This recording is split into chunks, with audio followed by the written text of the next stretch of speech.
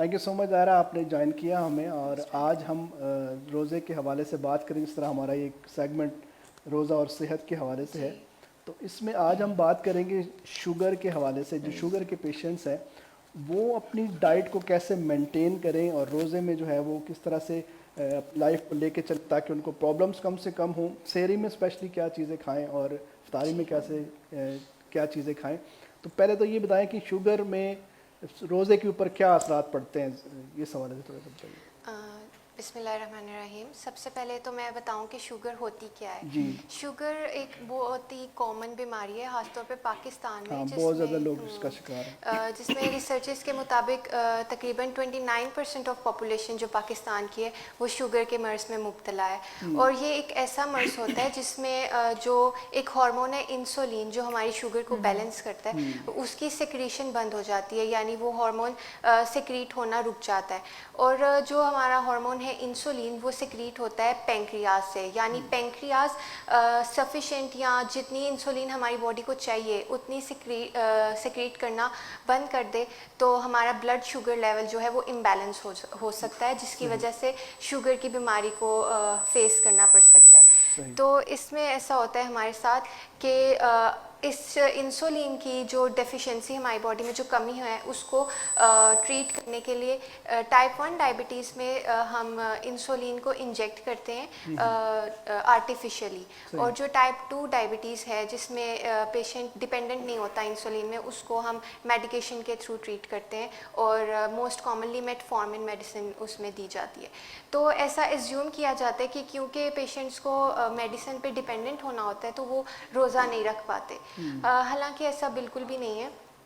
अब जैसे हम शुगर की बीमारी को ट्रीट करने के लिए इंसुलिन का जो है मुतबादिल हम बॉडी में देते हैं, लेकिन जो पेंक्रियाज है जो इंसुलिन को सिक्रीट करता है, हम उस इलाज में पेंक्रियाज की सेहतयाबी के लिए कुछ नहीं दे रहे होते। लेकिन जब हम रोज़ा रखते हैं तो कुछ ऐसी मेटाबॉलिक चेंजेस बॉडी में आती हैं कि पेंक्रियाज ना सिर्फ ठीक होता है, ना सिर्फ उसकी हेल्थ बेटर होती है, बल्कि वो मजबूर होता है कि वो नॉर्मल इंसुलिन भी सिक्रीट करना शुरू कर दे। तो इसलिए जो डायबिटीज़ के पेशेंट्स हैं, यानी जो शुगर के मरीज़ हैं, उनके लिए भी रोज़ा एक बहुत अच्छी चीज़ है। और इसमें ये चीज़ भी होती है कि जो इंसुलिन डिपेंडेंट पेशेंट होते हैं ना, वो हाई रिस्क पे होते हैं, लेकिन जो इंसुलिन इंडिपेंडेंट होते हैं, जो सिर्फ मेडिसिन के थ्रू जिनको ट्रीट किया जा रहा होता है, वो मॉडरेट या लो रिस्क में आते हैं और वो बासानी रोज़ा रख सकते हैं।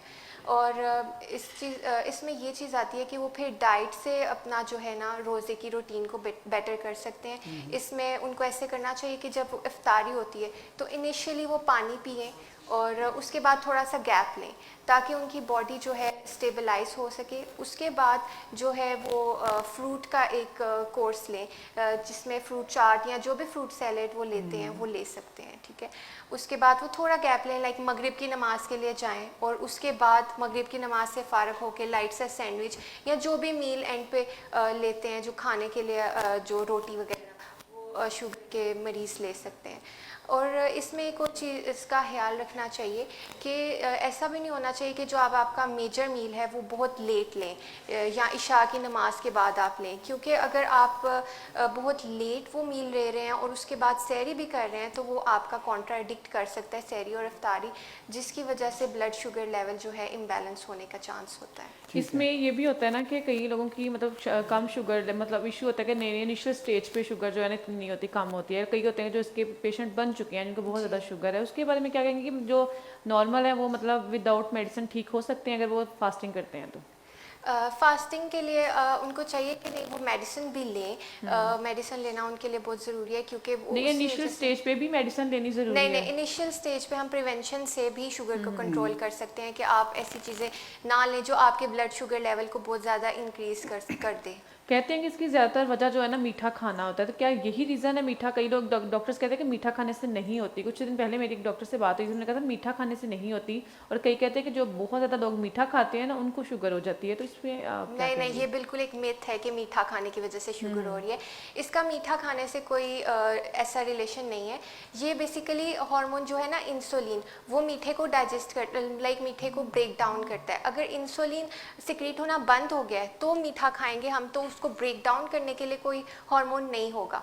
लेकिन अगर हमारे पास इंसुलिन प्रॉपर सिक्रीट हो रही है और हम मीठा ले रहे हैं, फिर आप जितना भी मीठा लें वो तो ब्रेक डाउन होगा। इसमें लोग कहते हैं कि शुगर कंट्रोल चीज़ें आ गई, जैसे आटा है, इस तरह की चीज़ें हैं, वो खाते हैं, क्या वो ठीक है इनके लिए? हाँ, वो उनकी शुगर को कंट्रोल करने के लिए ठीक है, वो ले सकते हैं। मेडिकली भी वो चीज़ें सही हैं? मेडिकली ठीक है। इसके अलावा बहुत सारे पेशेंट जो हैं वो ये कह रहे होते हैं कि जी मैंने रोज़ा नहीं रखना, हाँ, शुगर है मुझे। शुगर है तो आज मुझे। ये साबित हो गया कि भाई शुगर से जो है ना वो रोज़े का कोई कोई मतलब ताल्लुक बल्कि नहीं है। आप तबीयत अगर सही रखना होगी। चाहें तो उसको बल्कि सही रोज़ा तरीके से इंसानी सेहत के लिए इतना मुफीद है कि जैसे हर चीज़ की एक ज़ुकात होती है ना, तो हमारे जिस्म की ज़ुकात जो है वो रोज़ा है। माशाल्लाह बिल्कुल अल्लाह ताला ने देखिए हमारे लिए ऐसी चीज़ें बना दी हुई हैं।